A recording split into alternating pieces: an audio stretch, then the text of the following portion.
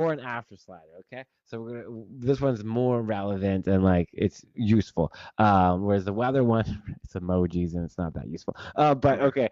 So we're gonna want a before and after slider, and a before and after slider is a some setup, blah blah blah blah. I know I'm like really hard to like understand, but what is it? That's what a before and after slider is. You know, it's like before after slide between the two things. So you install this, and we want to install it where we want it, right? So we click select element, we click here.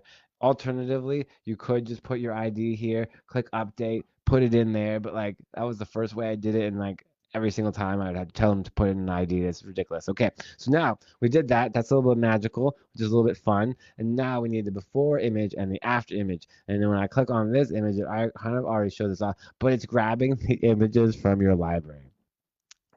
How it's doing that is a little sneaky on my part, but it works and it's amazing. So when I figured out that, I was like so happy. So what we're gonna need is we're gonna need two images that are the same width and height. So I think that's gonna be the same width and height. So we're gonna need the after image.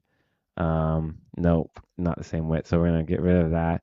It doesn't have to be, but for the okay, okay, it doesn't have to be.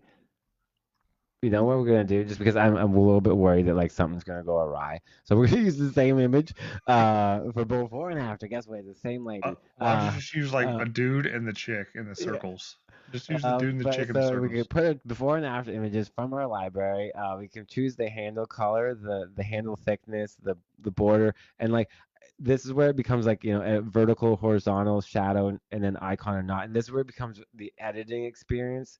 It's like there's a disconnect, and like there's nothing I can really do about it. And like I would love if it was better, but like you just like ideally you'd want to know what is the shadow going to look like, what is this going to look like. Well, unfortunately we just kind of have to like learn, like we have to feel it out. Okay, so what that means, we have to put it on the page. So we got that, everything should be good.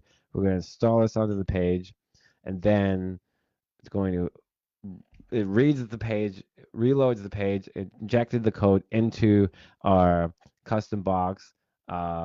It lost connection there and then had to reconnect, and then that's why it took a second. And now that it says, hey, awesome, you can now display the before and after of any two images.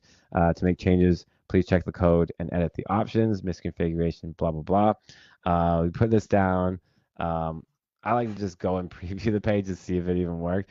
So we have like, no, we have the bar, but obviously we can't tell that it's working, but we do know it's working because it's there. Ah. Um, Oh, okay. yeah, so